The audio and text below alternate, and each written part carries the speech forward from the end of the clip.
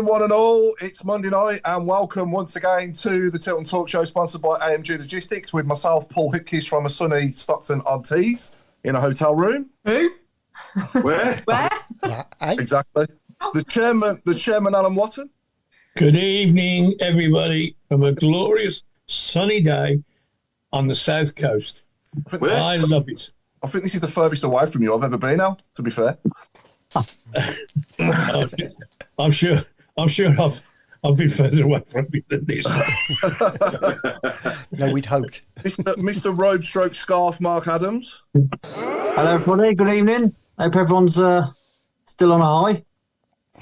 You introduced him wrong, Paul. It should have been two scarves, Mark. We'll talk about that. Scarface. That's technically correct. There's one round his neck and one on the blind behind him. No, that's in the club shop, that one. I've got the receipt. I can prove it. Mr. Fixer Craig Courtney. Good evening, everyone. The one and only wonderful Claire Giblin. Good evening. Who? Mr. Chris Brown on the buttons. Good evening. And tonight, as our special guest, I'm delighted to say, is BCFC Foundation Coordinator, officially, I believe, Mr. Paul Hunt. Who? We saved the who, Paul, for Mark. I don't think anybody's ever hooed themselves. So and especially live from St Andrews as well. So actually live from the Alliance, Paul. It's great to have you on, mate. Welcome. Thank you for having me. Not a problem at all. So where do we start then? What should we start with? I mean, I think we should start with yesterday, don't you? Oh God, yeah, we've got to. I think I was definitely feeling glad all over after that yesterday. It was absolutely wonderful, and what a weekend we had for more reasons than one. And we topped it off lovely, didn't we? Lifting the trophy with a great 4-0 win, Claire, and couldn't have really gone any better. The only way it possibly could have been better with the sun out and the weather perfect and the scarves and the atmosphere would have been if Duke board when he come on with it. But apart from that, it couldn't have gone any better, could it? I don't think so. I think obviously this weekend, personally, I've loved Saturday. I thought that was great. Well done, Crystal Palace, for getting through to the final of the FA Cup. Excellent. But going on to the game, I thought we were brilliant. It's the first time in a few months that I actually saw some movement off the ball. I thought, we've actually playing a slightly different way. We had runners going, and I think a lot of the goals, Iwata's goal was brilliant, Anderson as well. Their runs off the ball were fantastic. We were running from out to in, and it was quite refreshing, actually.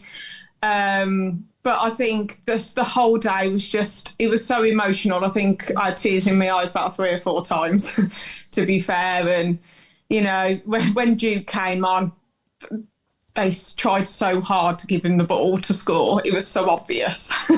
Bless him. But I just think we deserve this as a fan base after all the years that we've been through. This time last year, I think yesterday we played Huddersfield and we needed to win, and we played Burke and we played all these other players, and we were all heartbroken. Well, I was anyway. But I just thought yesterday was just really nice. Like everybody, apart from obviously when people ran onto the pitch, but that's another matter we'll probably go through at some point. Everyone was just happy. It was just nice. It was just everyone got the scarf and that, scarves I thought were a great idea, by the way, Blues. Well done for that. Yeah. I thought, holding them up. I mean, my arm was hurting by the end doing this. Got to the point where we're all just all like, yeah. But the game was good as well. So I think it kind of coincided. I mean, my mum listened to your away game thing, Craig, and she said, 20 minutes in, they'll start to tire. And they actually did. It was true. So, Dukey coming on, what a send-off he had as well. His speech at the end, it's hard enough talking in front of 100 people, but 22,000 plus, do you mean? Yeah. Fair play. And then Wagner, what he said as well, it just really makes you look forward to the future, really. But we've now got the highest points total in the league, 1. Yeah. So let's get the actual points total. Let's hope they haven't celebrated too much when we go to Blackpool. And then Cambridge is going to be fun, but really pleased with it. I thought the performance we really stepped it up, and we actually looked like a winning team. And it kind of made me feel a bit more excited about next season because, you know, if we add in a couple of really good gems into that, I think we'll be flying. Yeah, no, 100%. And like you say, it couldn't have possibly gone any better. And well done to Chris Davies as well, winning manager of the season. And I do think we should have had more than 3 players in team of the season, but that's another story. But, you know, well done to Christophe Clerer, Alex Cochrane and Tomoki Iwata for making that. And I want to mention Tomoki Iwata as well, because he went a bit under the radar, if you remember, because he signed on the same day as Jay Stansfield. And it was all about Jay Stansfield on that day. And I don't think anyone really mentioned that he'd signed. And my God, he certainly made himself known to us, hasn't he, Alan? Absolutely, yeah. And why he didn't get player of the season or whatever is beyond me. The only people I thought would deserve it more are already in our team anyway. Page probably, and certainly Clara and so on. Yeah, he's the goal he scored was a simple one for him in the end, but the build up was so intricate, and the final pass was brilliant. I said to my pal who sits in front of me, you know, I don't like Japanese food or Japanese cars, but I certainly like Japanese footballers. He's a biz. I really like him, and I can't wait to see him mixing it with better company next year. And I mean, he's got it all. He controls the game, and he just looks the boss of the show. Yeah. Really good, and his partnership with Paik is immense. And a little mention of our man Willemsen, who got a bit closer to what we expect of him. He still manages to get out the way of passes. People pass it to him, and he's a yard the wrong side of where he was supposed to be. But his little reverse pass for the first goal. Yeah. I mean, he did that all the time when he first arrived. But that was intricate and excellent football. The noticeable thing for me it seemed like the gear lever was off. You know, let's really show this lot what we can do. No pressure. You know, if we win 5-4, it doesn't matter. No. But it was great to watch, and I've got to be honest. Certainly in the last 3 or 4 months, been bored to tears sometimes. Okay, yeah, you come away with a win, and that, you know, at the end of the day, you win every game 1-0 as far as I'm concerned. But you do, when you get to a point where you're so better than everybody else, you're looking forward to a little bit of entertainment, and they absolutely did it on Sunday. And the only thing that spotted, and I've got to say this, is the presentation. You don't film things from behind, okay? I just thought it was a joke when I said it on Saturday night that, you know, the presentation was the other side for where I sit. But of course, when I got home, put it on the television, the film was from behind, and you couldn't see anything. Really, that it didn't spoil it for me, but it made me laugh. You think this is typical Blues, you know. We were so unused to doing this sort of thing that we haven't got it right yet. So perhaps the next 2 or 3 years we can sort that out and get the cameras on the right side of the proceedings. So what do you mean? Yeah. Like during the actual presentation on the big screens in the stadium? Yeah. When they lifted the trophy, could you not see Bielik, Djukovic, and could you not see him on the big screen lifting the trophy? Yeah, from behind. From behind, was it? Hey, where are the cameras? They're in where are the cameras? In the Kop? Yeah. No, they're not. They're in the main stand. Were they? All right, okay. Yeah. And the ITV video of the presentation was filmed from behind of what they're facing the Kop, and the cameras were behind them. Because every video I've seen has been in front of them, same, obviously in the stadium, if the camera's in the main stand, then obviously you're only going to see it from behind. Yeah. But I don't know. Anyway, it was a bite. It didn't spoil my enjoyment. It just made me miss my train. That was all.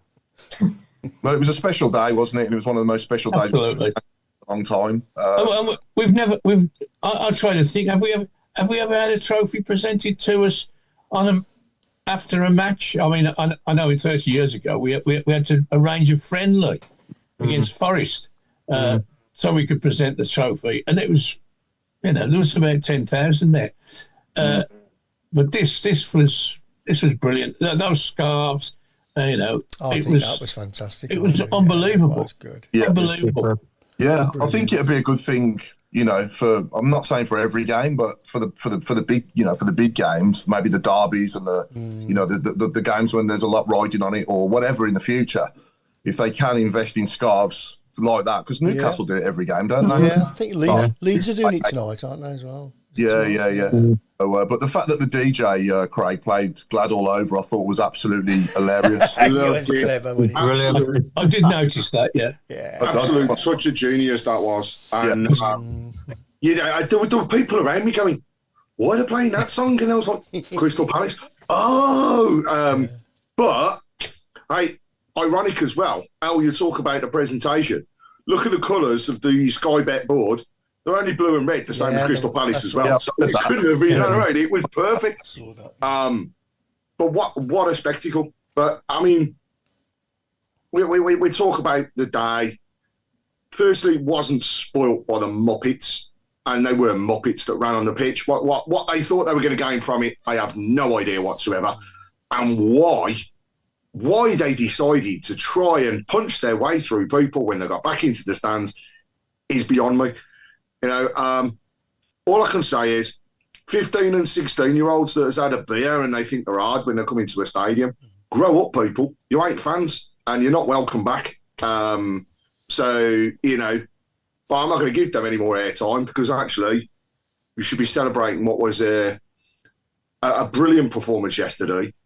Every player turned up. Yeah, I was. I was thinking to myself, please, Juki, just score, because that would have just beautifully topped it off. But also, what can we say? I mean, Wagner in his speech, I don't know about everybody's excited anyhow. But for him to come out with, you think this is the best thing, you haven't seen anything yet.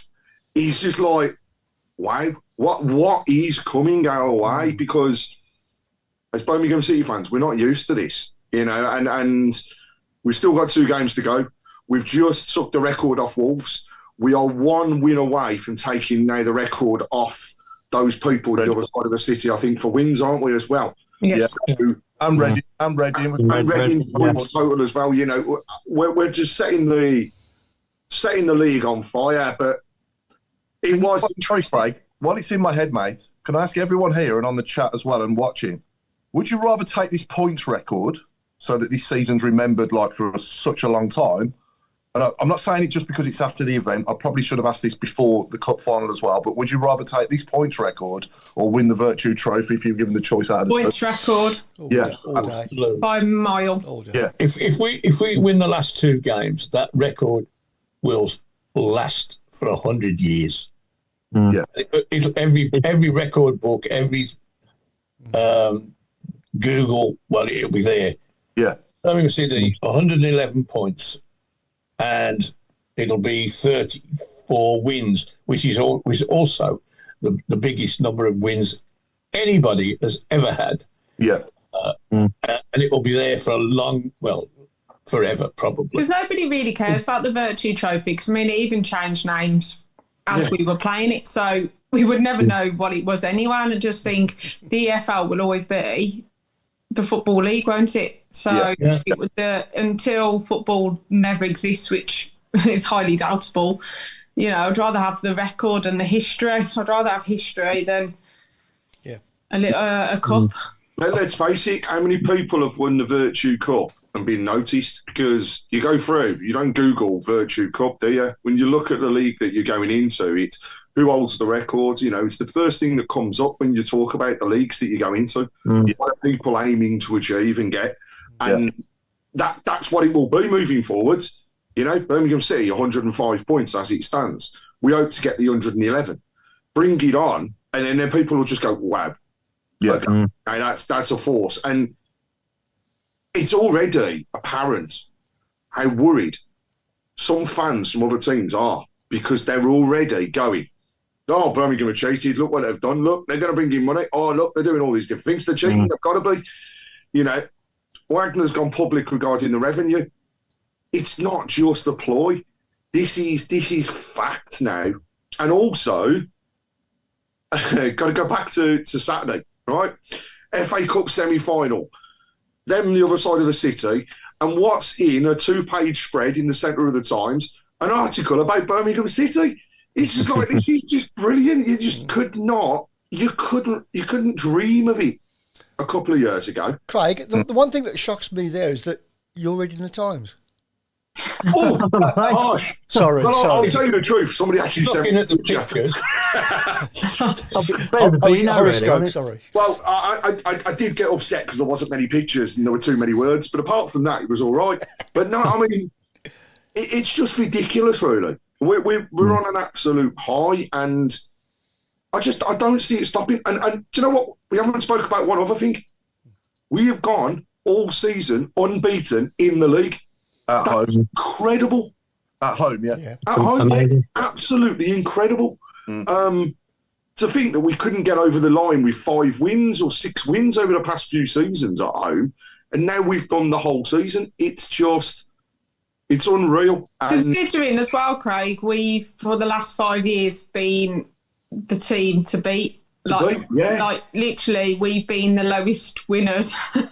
We've lost the most games. We've hardly won any. Like, it's actually quite nice to win something, to be honest. It's the other thing is the feel-good factor will only continue. You know, we know the season comes to an end after the next 2 games, but that is just not going to stop them. And you can already look forward to June when the fixtures are announced. So have a look at what's happening, as we all do.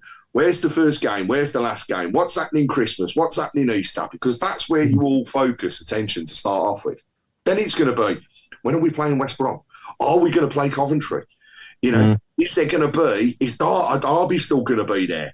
And it's all these different things that the excitement will wane a little bit, but then it's going to build back up as those fixtures get ready to come out. And yeah, I cannot wait. I'm riding on an absolute high at the moment.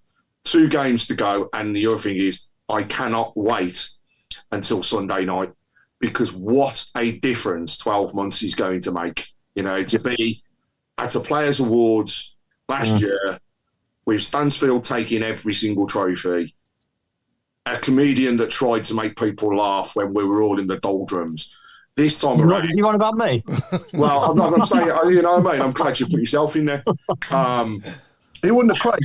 He wouldn't have been funny though if we'd have just won the Champions League. No, but you know, we're going into this one, and this is pure celebration. This is players that are going to be on a high, fans that are going to want to be, you know, interacting more than ever.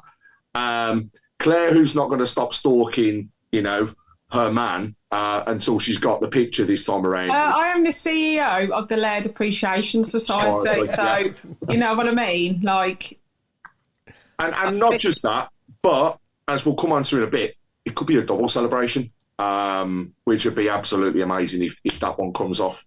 Yeah. And here comes trouble from across the states. Absolutely. I got married. So, but yeah, no, I think overall, you know, for me, I think we've been going down with a lot of expectation this season. And obviously that all, evening, Mark. How are you guys?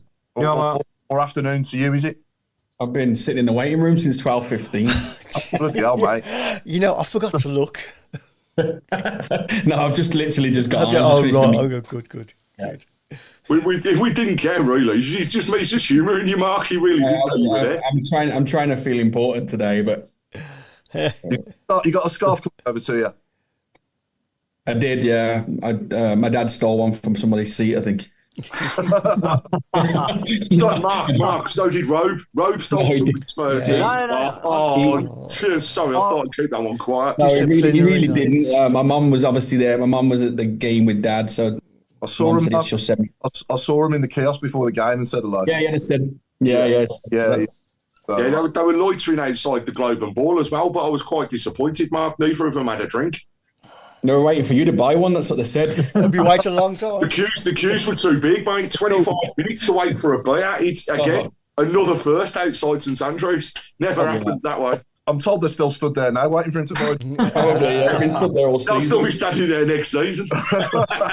No, but to be fair, like just on that, I know I'm late to the show, but I watched it on the telly yesterday. It was the real, not the first time I've missed not being there, but certainly a time where I thought, man, this is It was unreal, unbelievable. mate. Yeah, Unbelievable. it was. Yeah, It was like, to be honest, it was like being in a foreign grounds with the scarves and stuff. It was like being at Real Madrid or somewhere. It was great. I know it sounds corny, but that's what it was like. Yeah. See, you got a scarf robe. He's got two. He's got two. Not one, two, Mark. He's got two. Ask him where he got the other one from. I can explain. As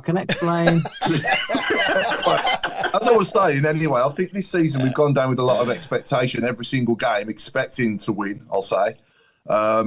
Next season will be different, and we might need to change things up. We will need better players in certain areas, won't we? We'll need to improve the squad and the team in some areas. But I just think that this time next year, if we're promoted again, my God, it's going to be even going up another 10 notches, isn't it? It's going to be mad. It could happen. Oh no, it could. We'll be up there with the favourite, no doubt. I think I generally believe, isn't it 16 million the record? We were talking about it with some of my friends again. We reckon he's going to smash it. I reckon we'll get a 17, 18 million pound player.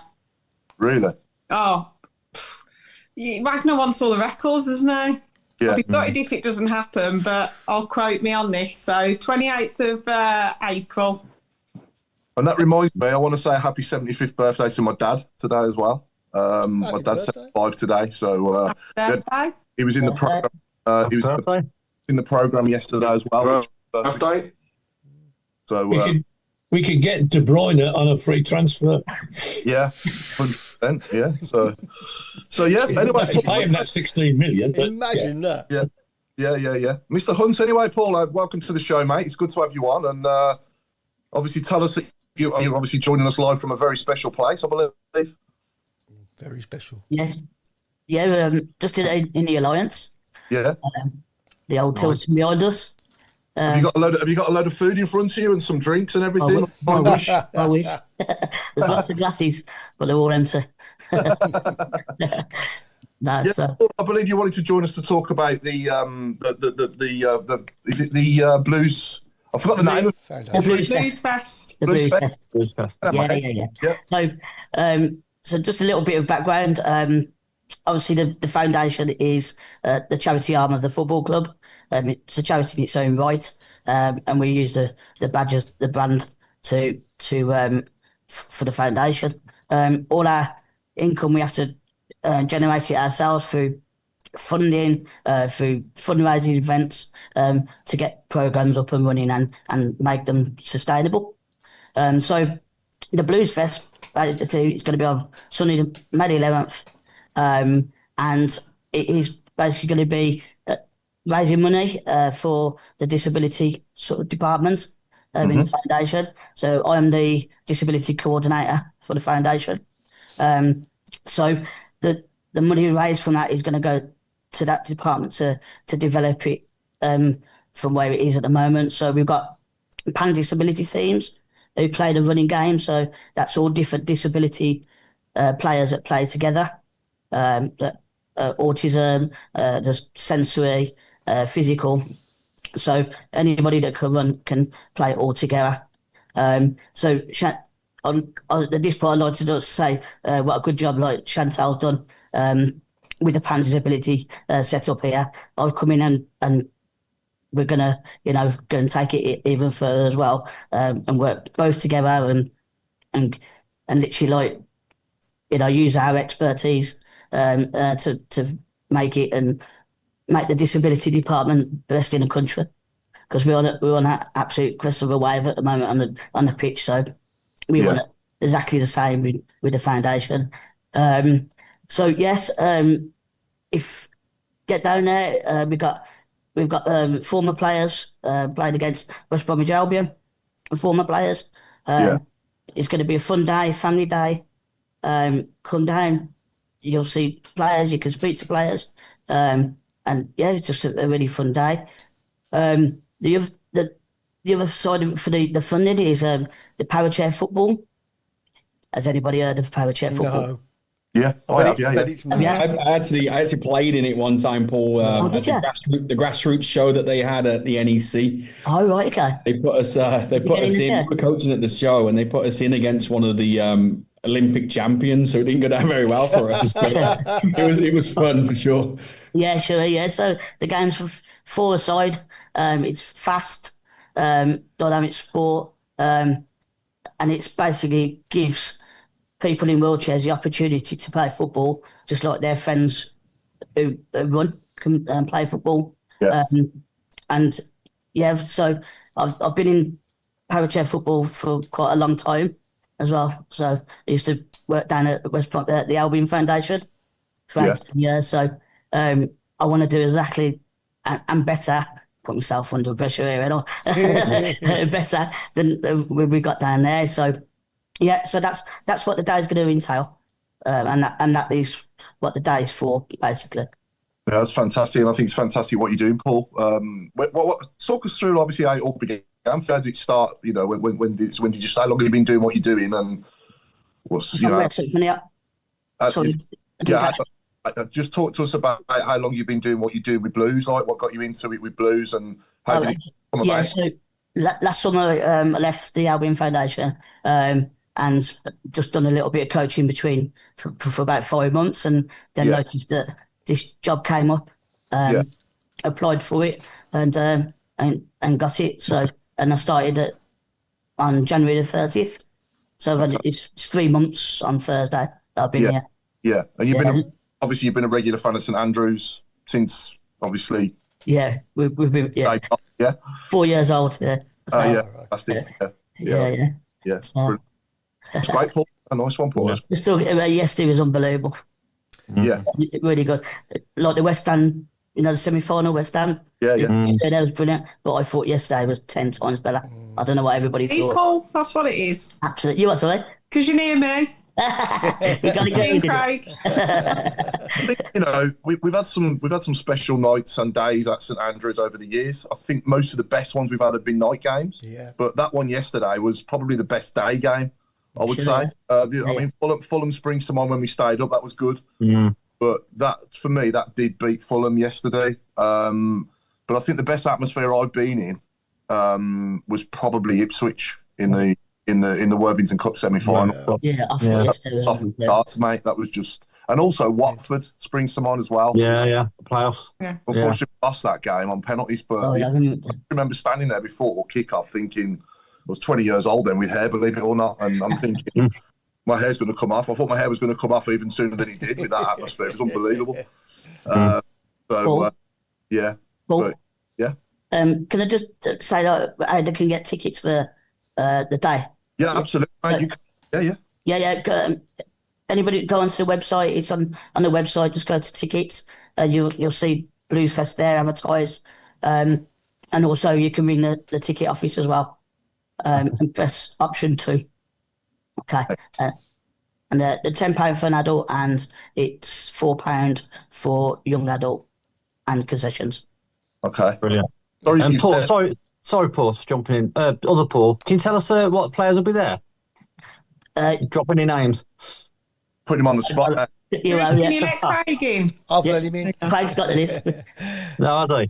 I think it's They've coming got down like there. Lee Camp, I've got David Dunn, isn't it? He's there, isn't he? Tebele, yeah.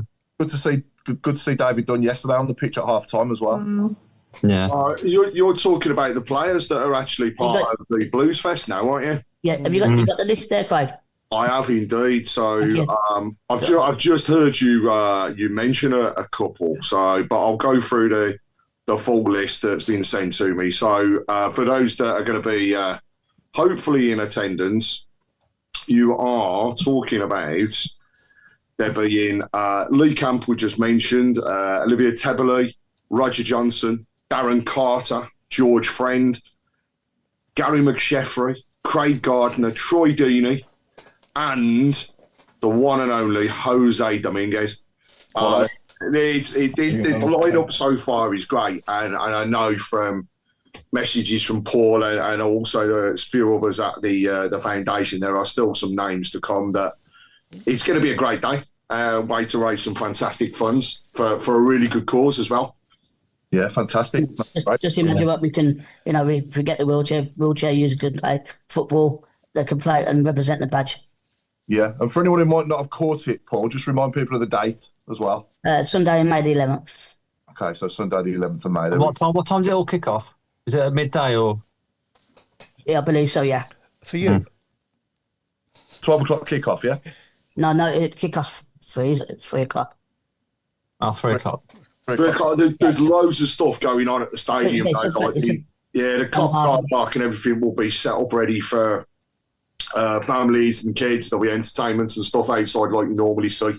Yeah. It's gonna be a great event, and I'm sorry I missed a little bit there of the breakdown. But Paul, and apologies if I'm duplicating this. There's a lot that goes on with the foundation. I know I had a discussion with Paul earlier on around. Have you covered it? No. Far away. Paul, can you really just highlight some of the fantastic things that happen from the pan disability side of things that the club are already involved in? Because when I discussed this with you earlier on, it was such an eye opener, and I think everybody can get to hear, and it needs to rain more around how we can get more people involved as well. Yeah, sure. So I did mention a bit earlier about the pan disability. Mention the pan disability. Yeah. So that's the only teams we got at the moment. So we're looking to develop that. We've got 44 players across the club that represent the badge. They play in regional leagues once a month down the road. Don't say. Cowshed. That's it. Them up by Star City. That's it.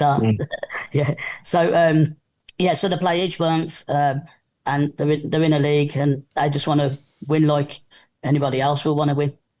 So as I said, Chantal's done a great job, setting all that up and developing that, and she works that hard.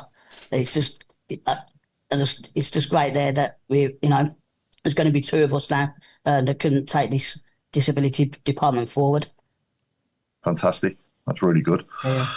Okay, so obviously we've got to talk about the one and only Lucas Djukovic a bit more, haven't we? After he's made his last appearance at St Andrews yesterday, and I want to ask everyone here and everyone watching your top 3 ever Lucas Djukovic Blues goals. Ooh. So I want to know the best, the second best, and the third best. Your favourite. I think first of all, my favourite first of all was Forrest, that header. Yeah, that just summed him up.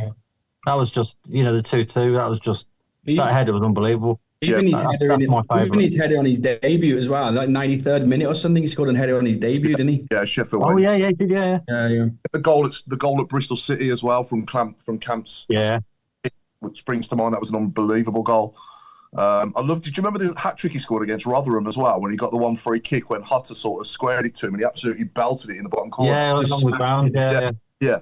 That was a goal as well. I love the goal this season as well. I think that was it was kind of like a fitting tribute. The fact that it made it 6-2 and we just went absolutely ballistic. And I just think it's got to be up there, Claire, hasn't it? It's got to be. Yeah, it's got to be. And it was a good finish considering the goalkeeper saved it and he's still got stuff to do. So yeah. No, he's a Blues legend and he'll go down in folklore. And he's certainly our biggest legend over the last 10 years, comfortably. So yeah, I just want to personally thank him. I don't know if he's watching, obviously friend of the show. He's been on before, and that was a pleasure to be involved in. But I just personally want to thank him for his efforts for the club, because he's been absolutely unbelievable during some really hard times as well, hasn't he? 15 managers he's played under. I know. It's got to be a record football. And he never gave up. He could have gone last season And I mean, what a way to go out. Like, he would always be a legend. And the fact that he's staying on at the club is Brilliant. superb. Fair play to the Blues, because, you know, like, if he goes out, you know, with, you know, even to the OSC meetings and things like that, you're going to get people down there, aren't you? So, Yeah. I mean, personally, I just think he's such a nice guy. Yeah. He's such a good ambassador for the club. I mean, he speaks really well as well. Like, it wouldn't surprise me at some point he gets into coaching and goes higher with that, because how he talks, he knows what he's doing, he knows what he's talking about. And, you know, like, even when we had him on here, he's such a nice guy, family man, just, you know, like, he's a good bloke all round. So fair play to him, because, I mean, he put in 100%. I mean, fair play to him. Sunday, you could tell after 10 minutes he was like, I'm going to keep going. That was one of my favourite Dukey moments, actually, when his son came on the show. That was brilliant, wasn't it? Unexpected. Oh, that was fantastic, yeah. I have clipped yeah. that. That's on the TikTok somewhere. That was fantastic, that one. Yeah, it was lovely.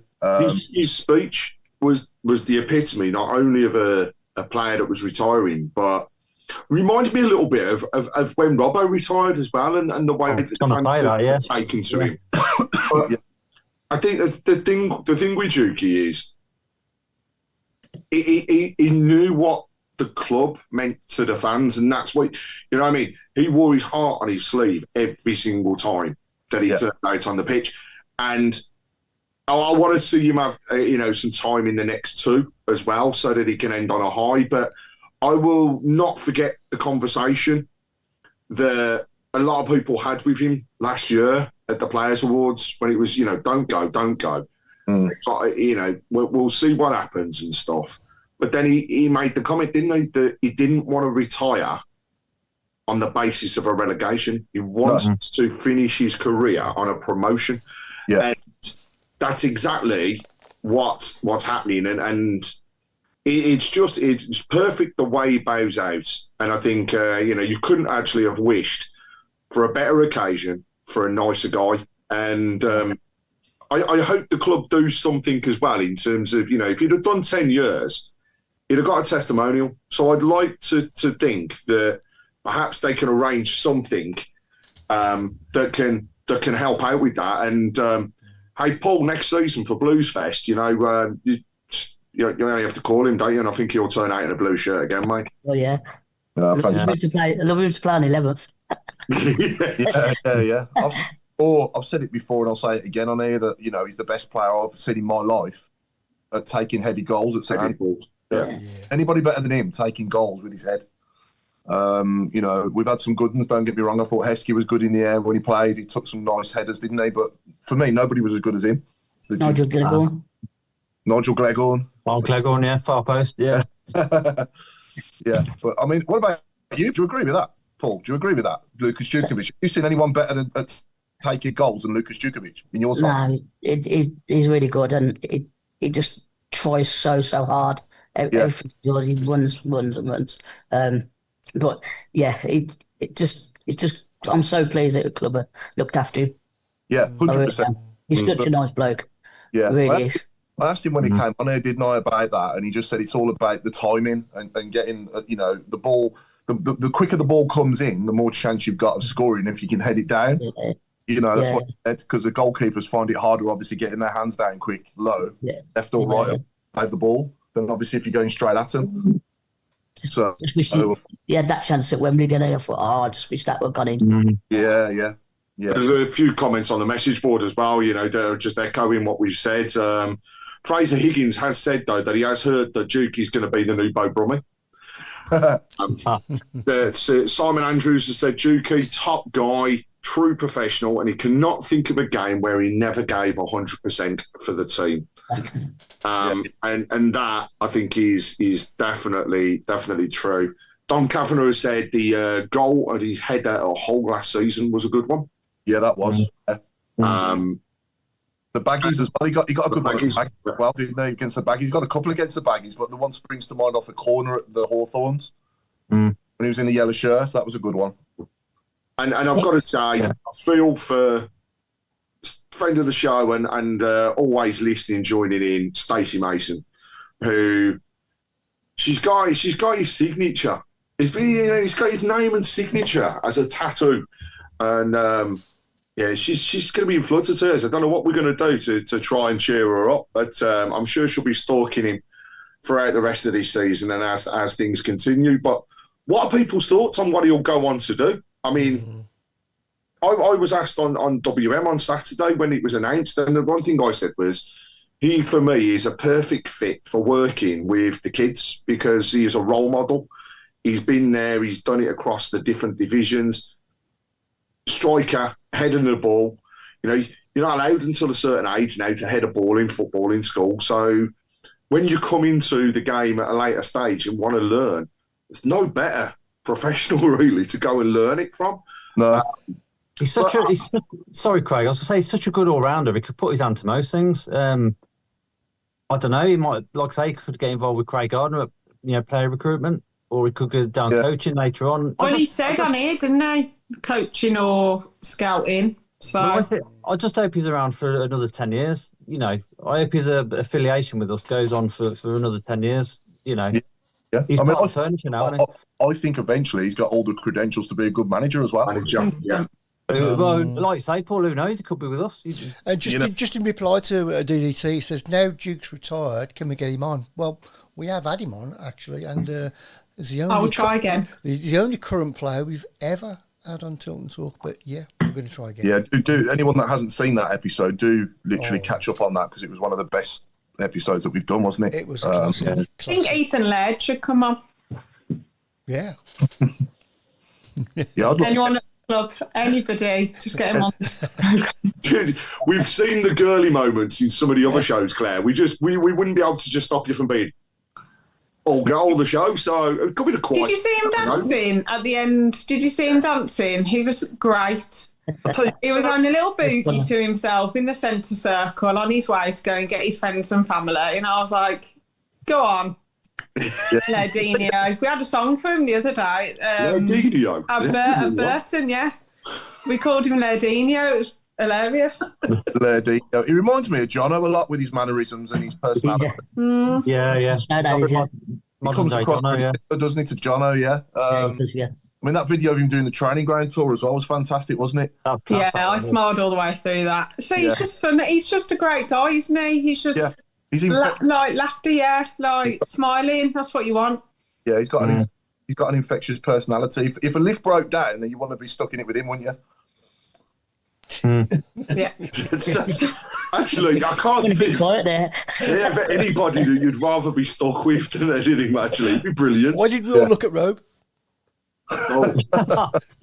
Let's put a poll out there, Chris. Who would you rather be stuck in a lift with, Robe or Lairdo, and see what happens? I hope Ethan's not listening. Coming back to what you said about Stacey Mason, Craig, I want to know where this tattoo is and if she's got just Duke or Lucas and his middle name and Djukovic as well somewhere. If you haven't seen, Stacey has it on her ankle. Oh, thank God for that.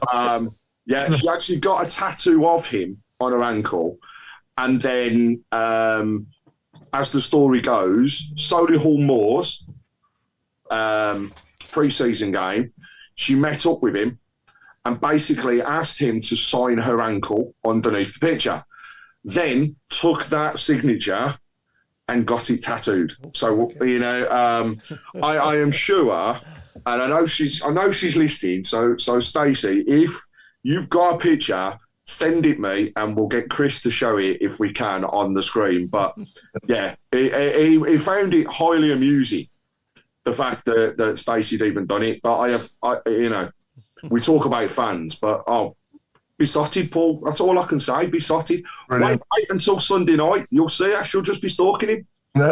Takes me back to... Let the rest of us have a chat with him. I've got plenty of friends that need to have a chat with him. Yeah. Takes me back to Kev Tomlinson, that does, with Gary Monk on his backside.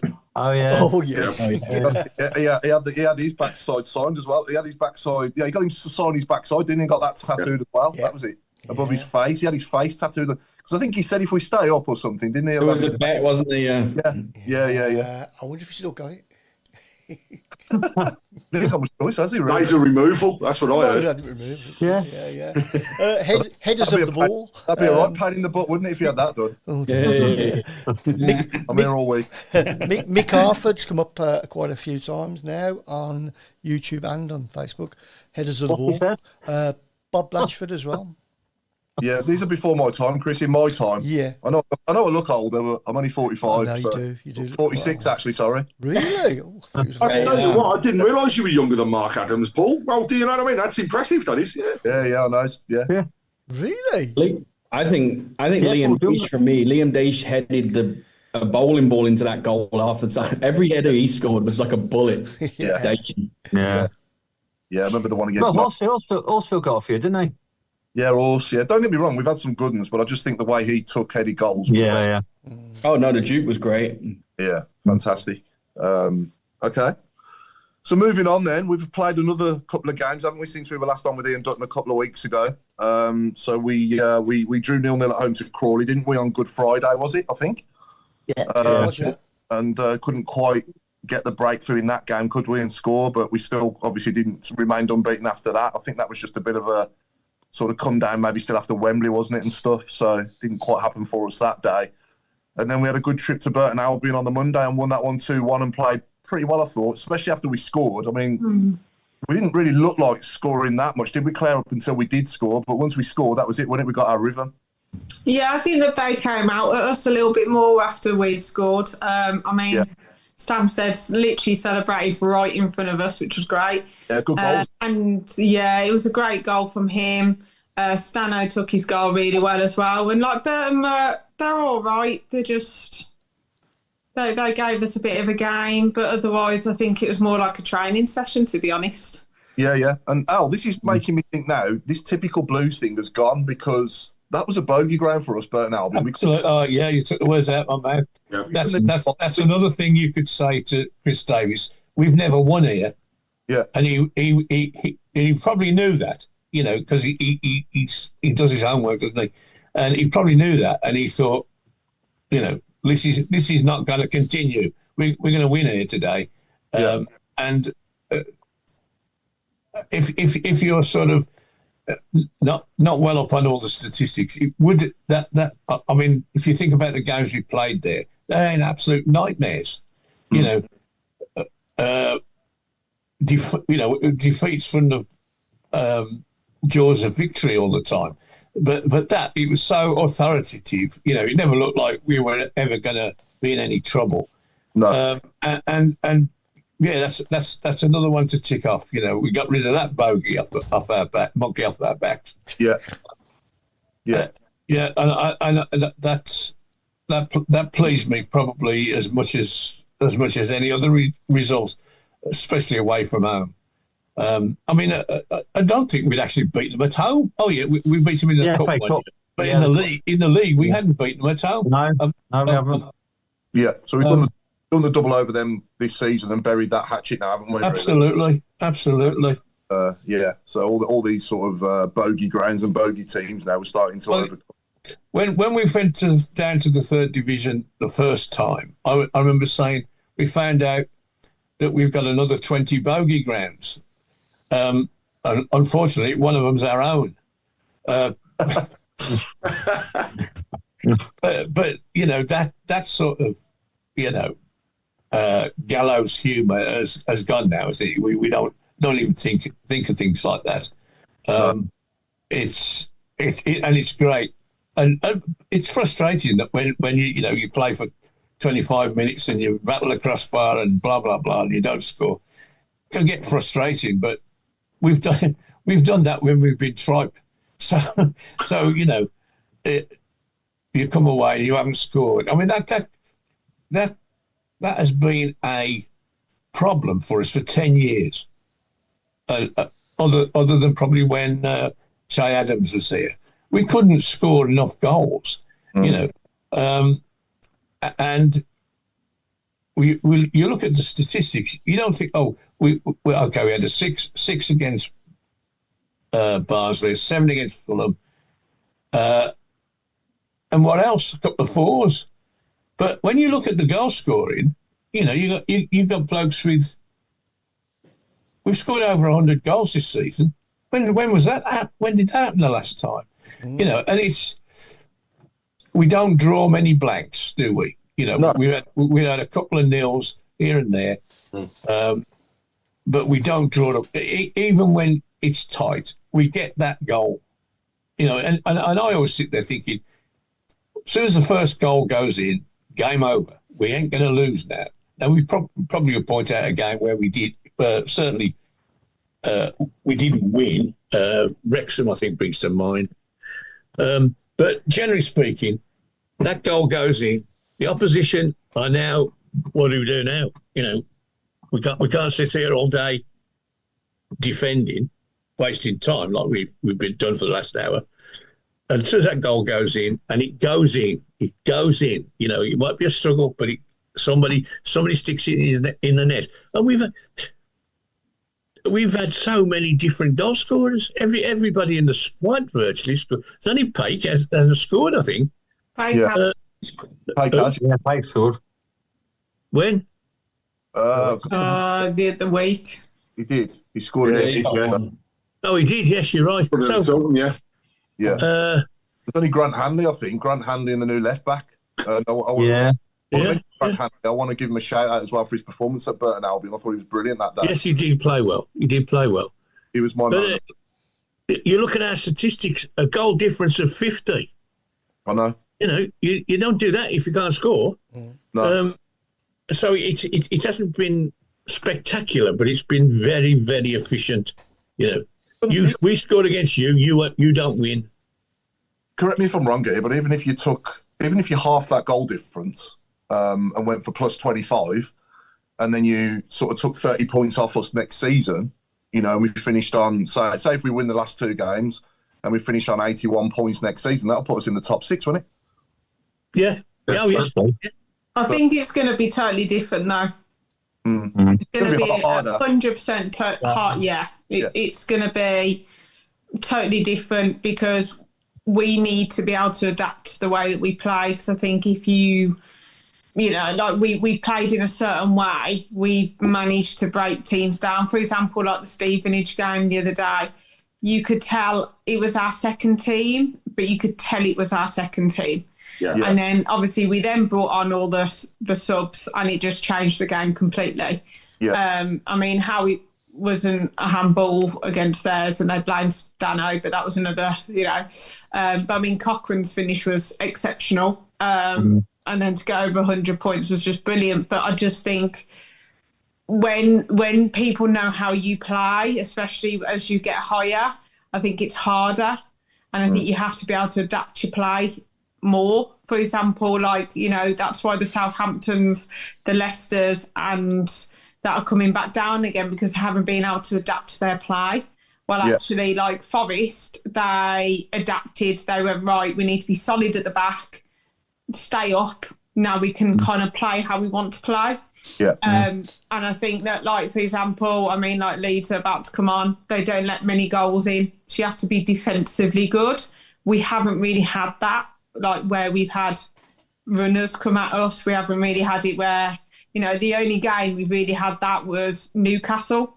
And to be honest, Claire, a lot of games next season it will be like, in some ways, like Newcastle game. We're not going to get much of the ball, and I hope people are realistic enough to appreciate that and realise that it's going to be a whole different level. We need to switch the mindset, so it's not we're going into at every game and we're going to believe we can win a game, which is great. We're not going in like we have done before.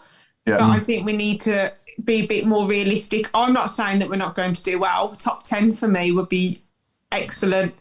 Getting to playoffs higher, I think, wow, do you know what you've done? It depends who we buy, it depends what goes on, but I think we've got to be a bit more realistic. We're going into the Championship, which is, you know, a really tough league where you've got a lot of experienced players, but I'd rather it be us and how we are at the moment than Wrexham going up, because Wrexham, half their team's near retirement, aren't they? Yeah. So I think it's going to be a lot harder than people think. I think having seen both leagues now, I think the gap between the Championship and League One is just as big as the Championship and the Premier League. And it's going to be, obviously we've got quite a few players that are unproven in the Championship. We've got a manager who's unproven in the Championship. So hopefully they can all adapt and have no problem with it whatsoever. And I've got every faith in Chris Davies doing that from what I've seen of him so far. But obviously, I think that could play partly into our favour, though, because I think Chris Davies this season has taken his first job as a head coach and taken us to the league title. He has put himself well and truly into everybody's shop window, and the only way for him to go is up. And I think next season he is going to learn and continue to progress. And I tell you, people are going to come sniffing around Chris Davies next season. The first Premier League sackings, and people will start looking. And I just think we've got, for a change, we've actually got that little bit about us, which means we don't have to let these people go. And actually, the start of a major journey. We were talking earlier, by the way, about Stacey's tattoo. She has placed a message on the message board just to say to people, it's actually his number, and then it has been signed. However, we now have photographic evidence. So, Chris, over to you to work your magic. Yeah, I've just. What is his shirt number or his phone number? No, trust me, never, ever give her his phone number. Look, there you go. So you can now see Djokovic and signature is what Stacey had put onto her leg. The real scary thing, real scary thing though, and I've got a feel for him is, yes, she said she got upset over the fact that he wasn't going to play anymore. So now she's going after Alfie May. So that'll be the next one, next tattoo. That'll be a lot less painful, won't it, than Duke having Duke? Yeah, seriously. So, Coach Mark Meredith, mate, I think, what do you think about, adapting to the Championship as a manager compared to, I know you haven't obviously done it, but you've been a coach. What's your opinion on it? Do you think Chris Davies obviously is going to sort of go to it quite seamlessly, or do you think he'll have to make quite a few changes to what he's been doing this season? Yeah, I think he's probably going in. He's probably got a plan to go into. He's got to sit down, I think, with his coaching staff and work out, what he's got already. I don't think he's going to lose much, if honest.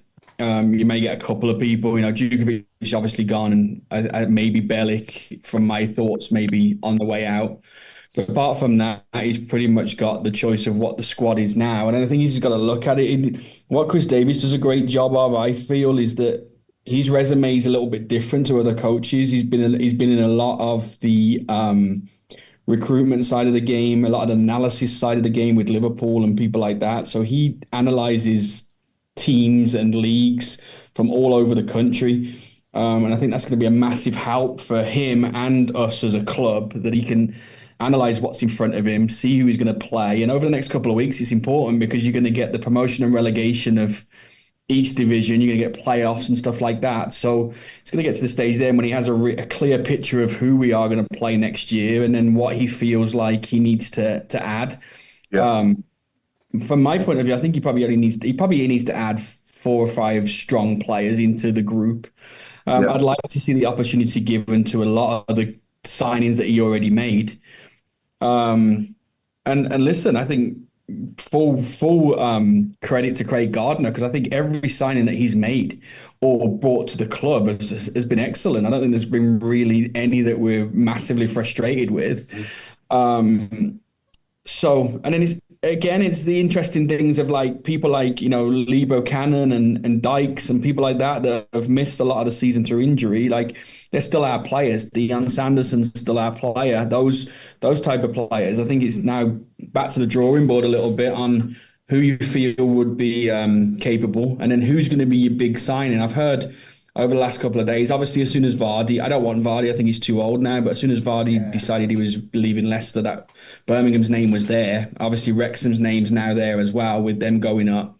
Che Adams has been mentioned returning, which, again, could be a decent one, but we're going to, because we're the record breakers right now, we're going to be linked to every Tom, Dick and Harry, I'm sure, for the next 3 months. But I think as a coach, he needs to just shut his door, get his list out and go from there and see that. I think what he's going to try to do is at least have 2, maybe 3 good players at each position. He's always said that. It's a squad game.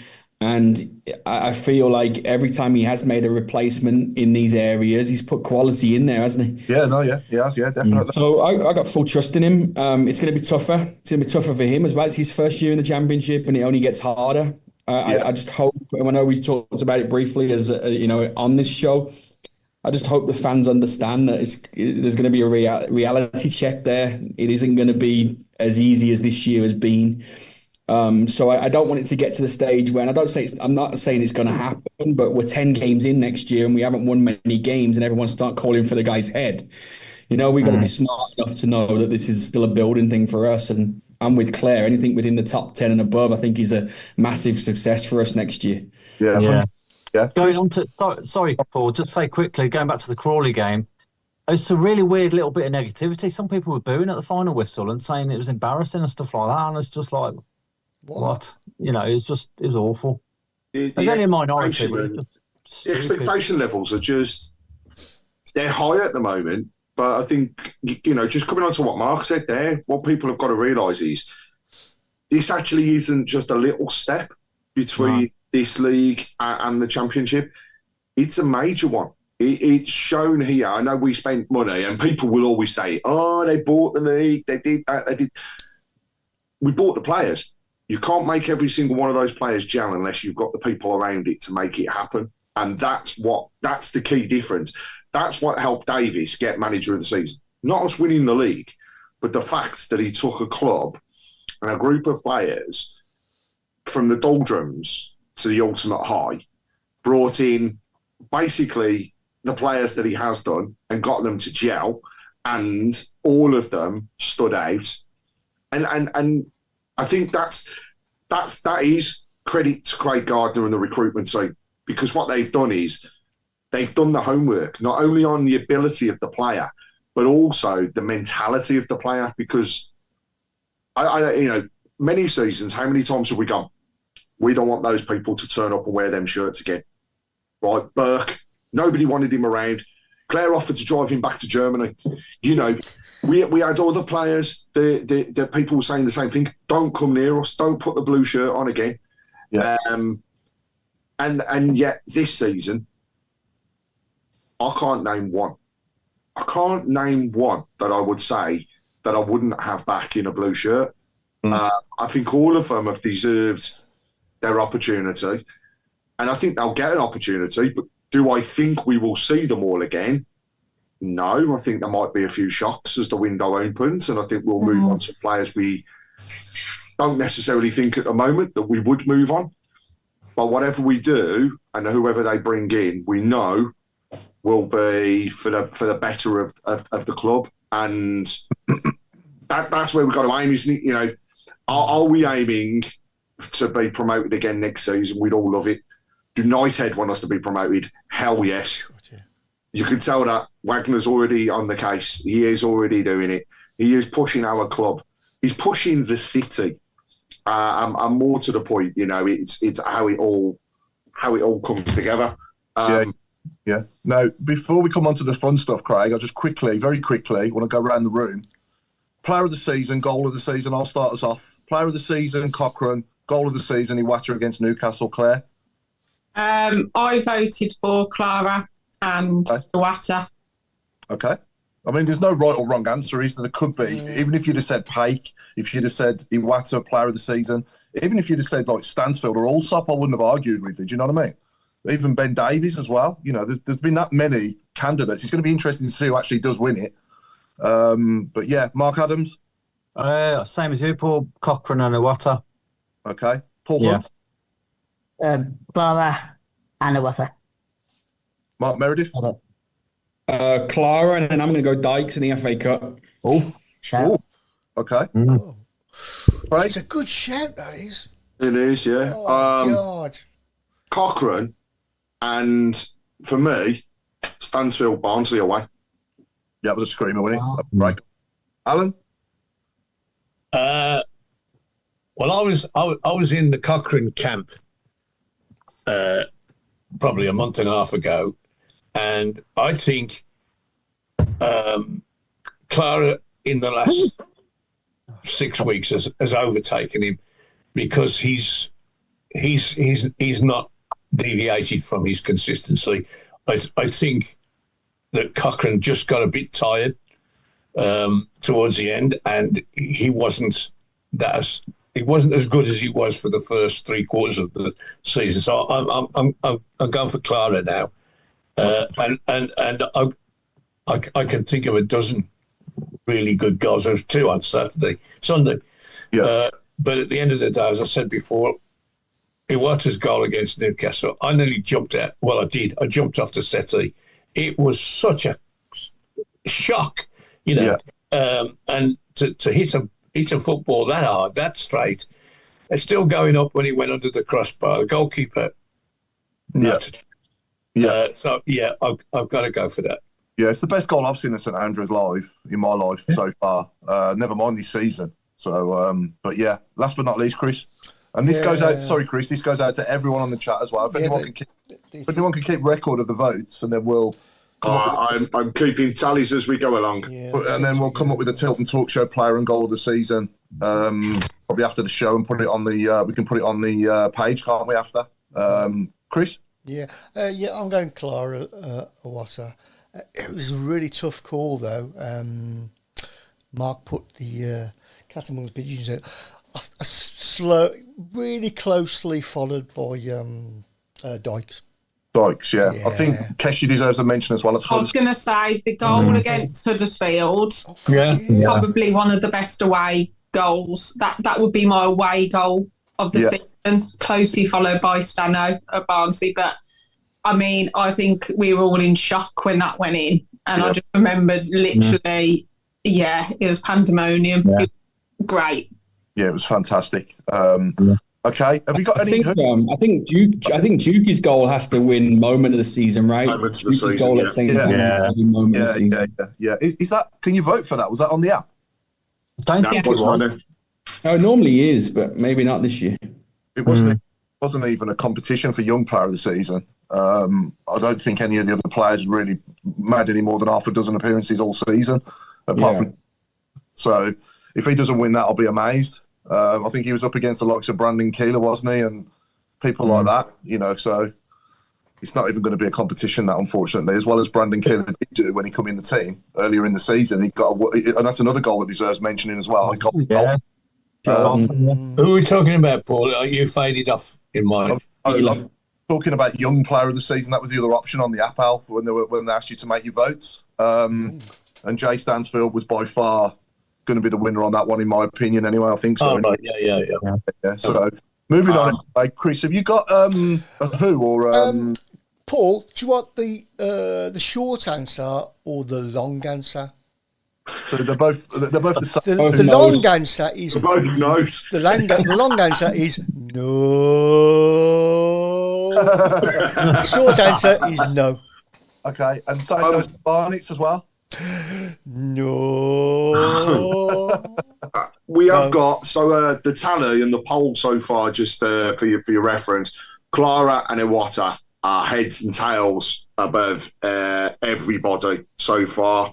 Anderson has had a shout for quite a few for player of the season. Yeah, good shout.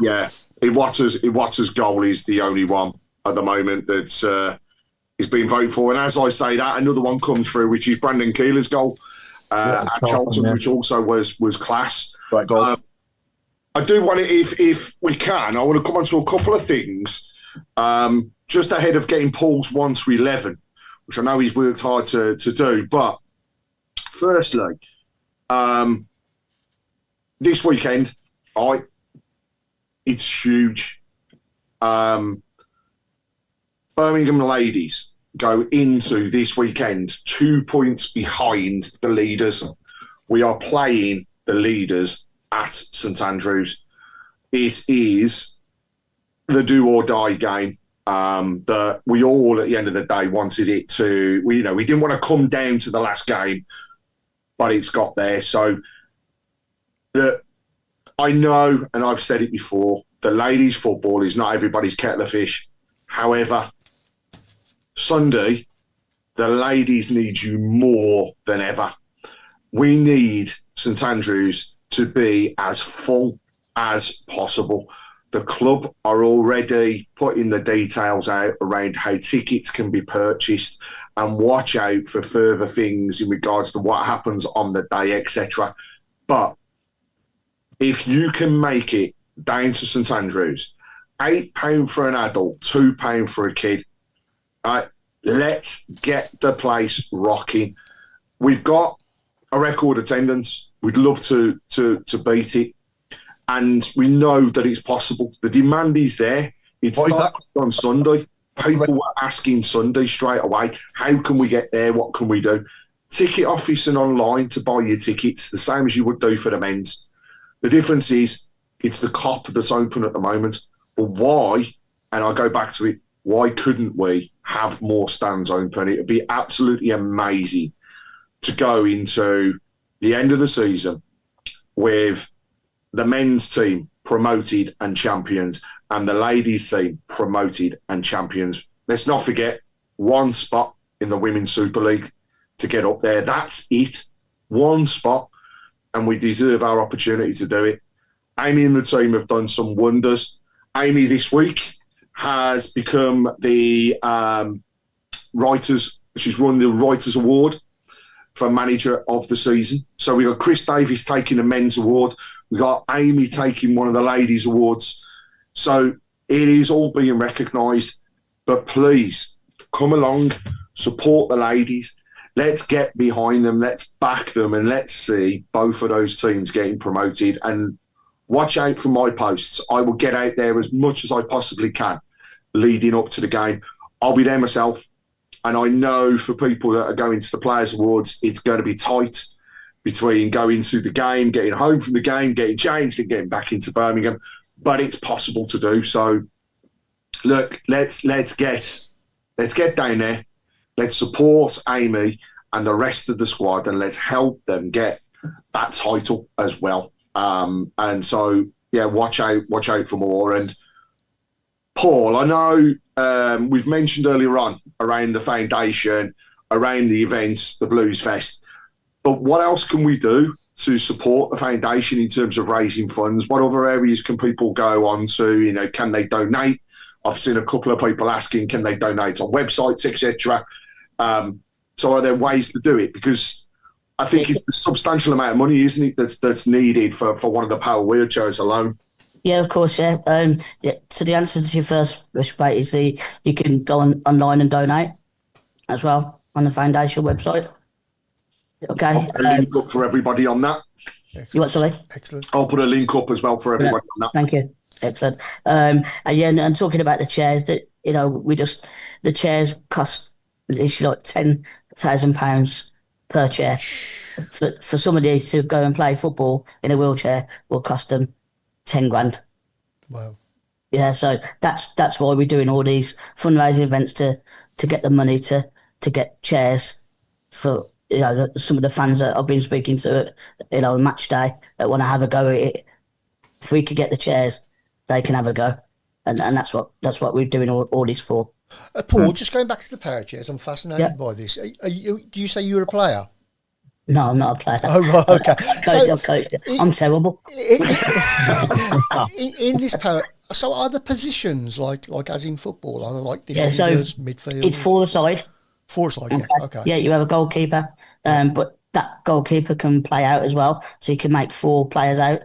Right, so there's different systems you can play. And how big is the pitch? I'm guessing it's like on a basketball national size. Basketball size pitch. Right, yeah. Okay. Oh, that looks interesting. And the goal was 6 metres wide. Right. Okay. Because I remember seeing the rugby many years ago. Oh. They called it death game or something. Murder ball. Murder ball. That was it. Yeah. And that looks so. It's not like that. No. Okay. no. That was actually scary to watch, because I tell you what, there was no holding back. No. But this sport is very, very skillful as well. I mean, the players that play now, you look at them and think, how did they do that? It's really, really skillful. Is it women's and men's, or is it mixed? Or no, it's open age and it's open gender. So anybody from 8 plus. Right. And okay. women play together. Yeah. That's fantastic. Yeah. And there's an England team as well. Yeah. right. Oh, okay. Yeah. But coming back onto the women for a minute, Craig, I just want to wish Amy, obviously, say well done to Amy Merricks as well for winning Manager of the Season as well.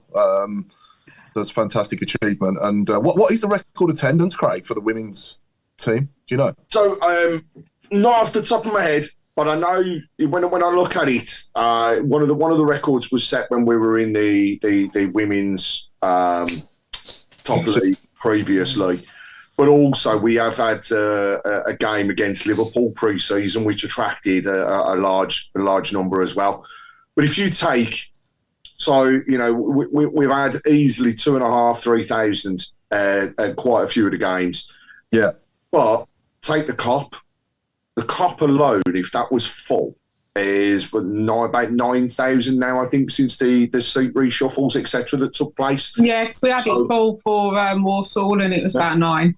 So there's no reason whatsoever that we couldn't do this. And we know that the London City Lionesses are going to travel in numbers. Let's face it, they're coming into the game.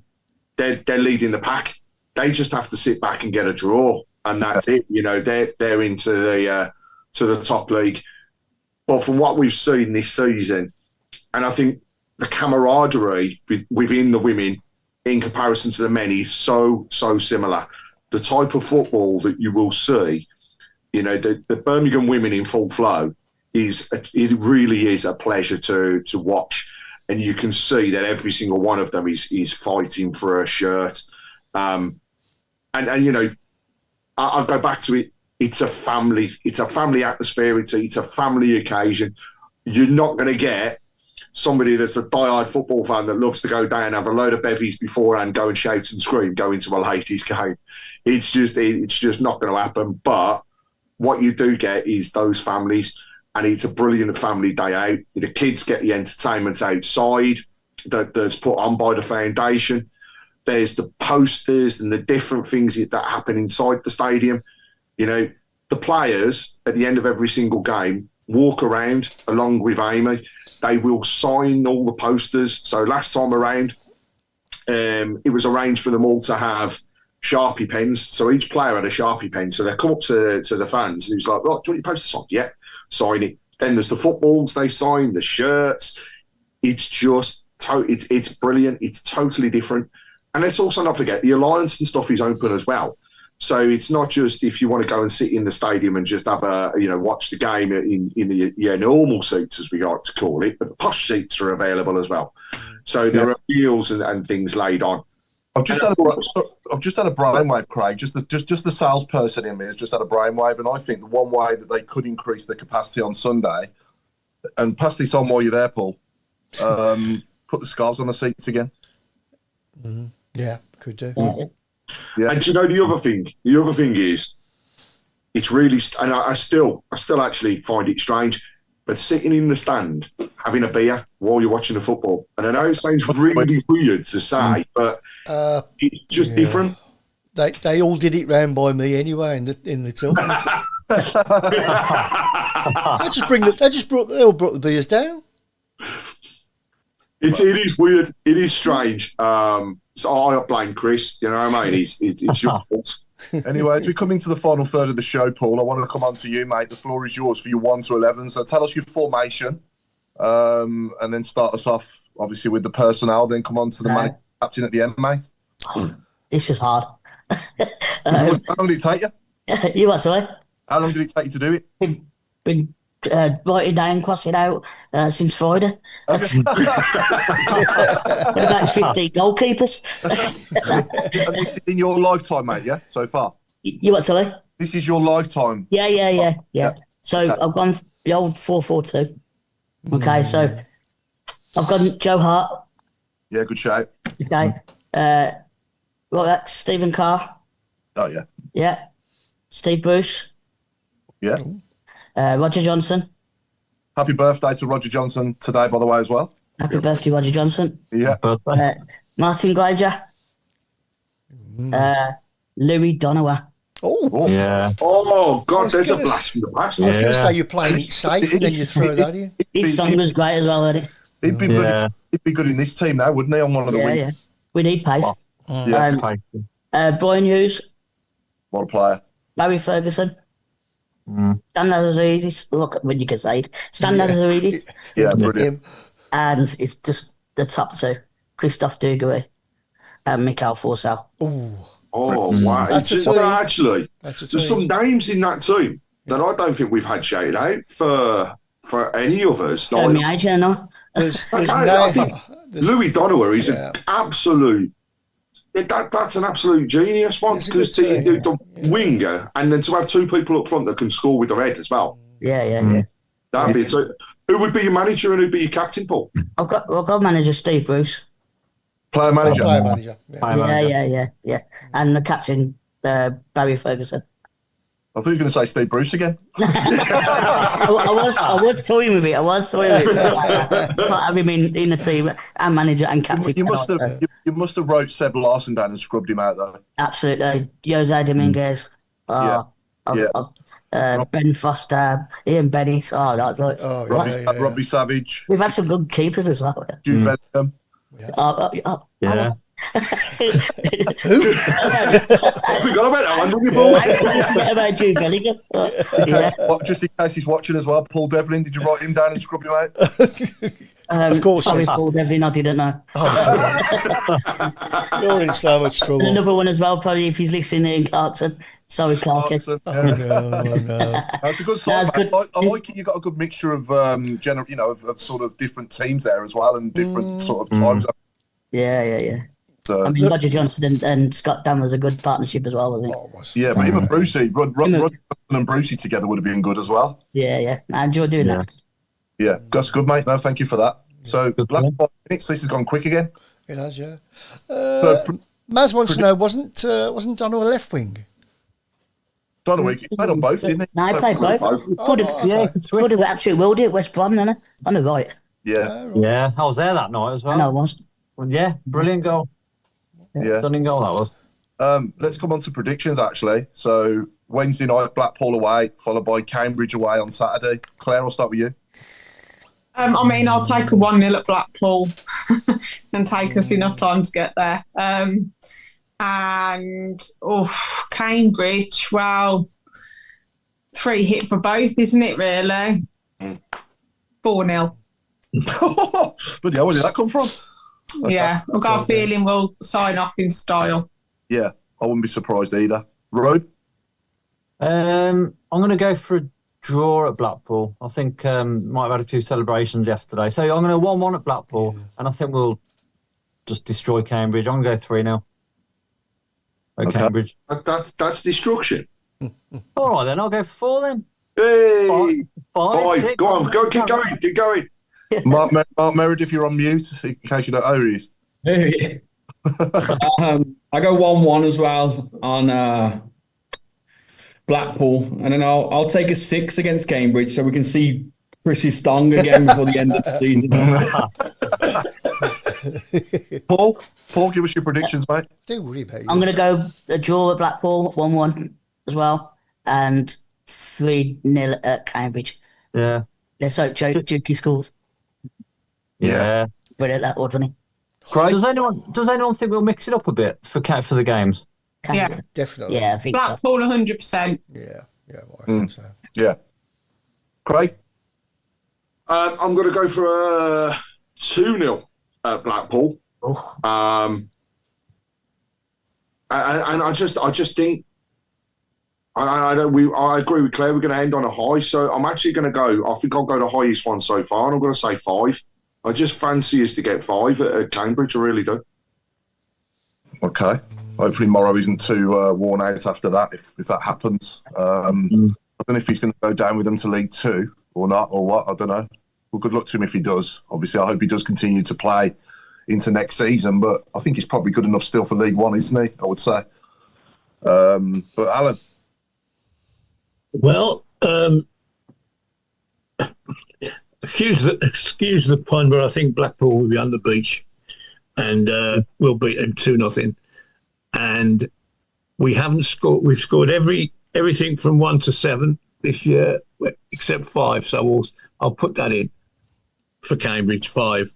5-0. Okay. 5-0. Yeah. Chris? I'm going to go 2-1 Blackpool. Yeah, 2-1 Blackpool and a stonking 3-0. Okay. I'm going to go for back-to-back 3-0s. I think we'll win 3-0 Wednesday and Saturday. And the message board, Benji Smith is saying 1-1 Blackpool, 3-0 Cambridge. The 2-1 away Blues at Cambridge. At Blackpool, and 2-0 Cambridge from Ray Hobro. Ray Cornish is saying Blackpool 1-2. Cambridge, we're going to win 3-0. Paul McCarthy, 2-0 and 3-0. Both Birmingham winning. Jason Hughes has gone for 1-1 and then a 2-1 win at Cambridge. And Ray Hobro's just made a really good point. The last game of the season, we could potentially see two players playing against each other that might not. Well, one of them definitely won't play for their club again, and the other one might not as well. In that it's Morrow versus Dukey. Mm. Oh yeah. Oh yeah, that's a good show. On YouTube, Blue Shadow's gone 2-0 Wednesday, 7-0 at Cambridge. Ooh, okay. Can we quickly do each question, Blue Shadow? We had a good question off him, didn't we? I've only just read. I'll send it to you. But question to all: now Duke has retired, who is a legend of Blues and missed and will be missed on the pitch. Out of the players that may leave, is there any of them that will be missed? If so, who and why? You may leave. May leave, yeah. I mean, pardon the pun, but May. Alfie May, I think he's his sort of personality around the place. He's another lively person, isn't he? He's well liked amongst the squad. He did decide to go back down to League One to play more because let's face it, he does struggle to get starts now in League One with us, doesn't he? Yeah. So I don't think it'll be any different in the Championship. So he might decide to go back to Tilton or somewhere else to play more, to get more minutes. So I think, as a person, from what I can see, he'd be missed, wouldn't he, around the squad, don't you think? Yeah. I think Davies. Yeah. We've got to look at the fact that Big Phil Newman's already signed, and I'm looking forward to seeing the Clara and Newman centre-half partnership because I think that is what you're going to see.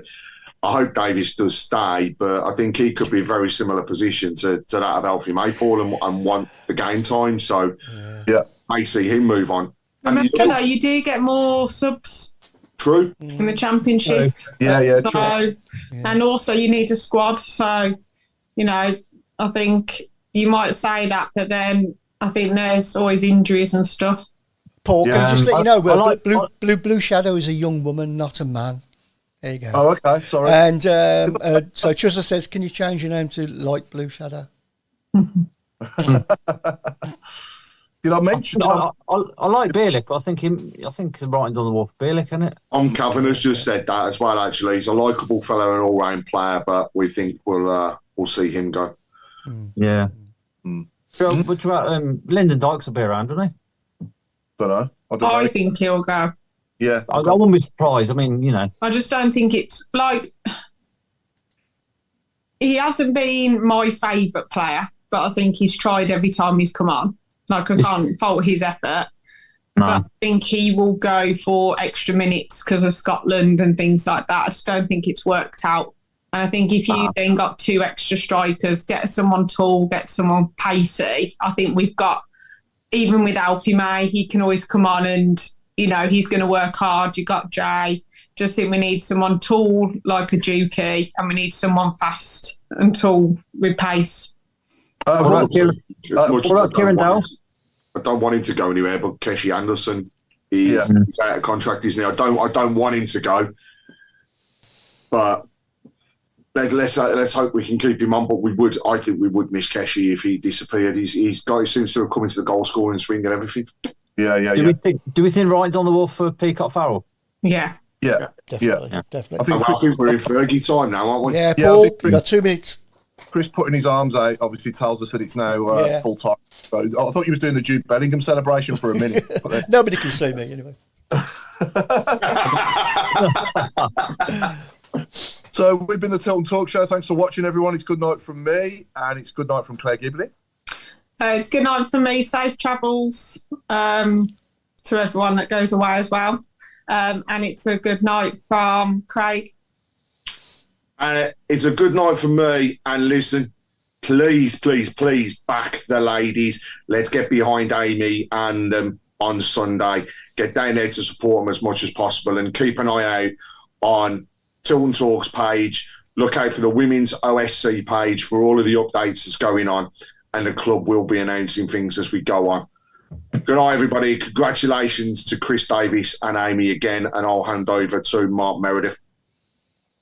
Yeah, it's a good night from me. And it's a good night from the chairman. Thank you, Mark. I'm just glad that I'm not the manager going to make all these decisions. But thank you, everybody, for watching, and good night, and God bless you all. And I'll hand over to our guest, Paul. Thank you for having me on. It's been really good. And I hope everybody enjoys the last couple of games and safe travels. Keep it on. Thanks for coming on, Paul. We appreciate it. Cheers. Thank you. Paul. Really appreciate it. Thank you. Especially from the fortress of the Midlands as well, mate. Yeah. Yeah. Nice one. Cheers. Who's left? Can somebody say goodbye to Mark Robe? He's got a new people here. Good night it's a good night from the 2 Scar Mark. Oh, I can explain. 3 scarves, actually, Claire, because we came to one. We haven't got time with Fergie, time, Robe, and we got to say goodbye to Chris as well. So. Yeah, we don't want to listen to all your lies. Would anyone keep Lee Mung Joyler next season? Because I'm just looking at the programme. Lee Mung Joyler's been all right. Just say by your feet. It's fine. Yeah, say goodbye, man. Good night from me. Thanks, everyone. It's been a brilliant weekend, and I'll pass over to Chris. Oh, okay. Oh, yeah. And it's a good night from me. Good night, and we'll see you next week. And good luck to the women on Sunday. Yeah, good On the ladies. Yeah, best of luck. Bye. Ronnie Blues. And it's actually 8:05. Sorry, not 2:05. I'm just on USA time over here. Robe, are you selling that scarf on eBay? I'm not selling any scarves. The scarves I've got, I'm going to cherish. How have you got 2 scarves, Robe? Some poor person's gone home without a scarf because of Robe. Is that one? It's a long story, but I'm in the clear. I'm all right. Did you get the cream then? No, Oh dear. Oh dear.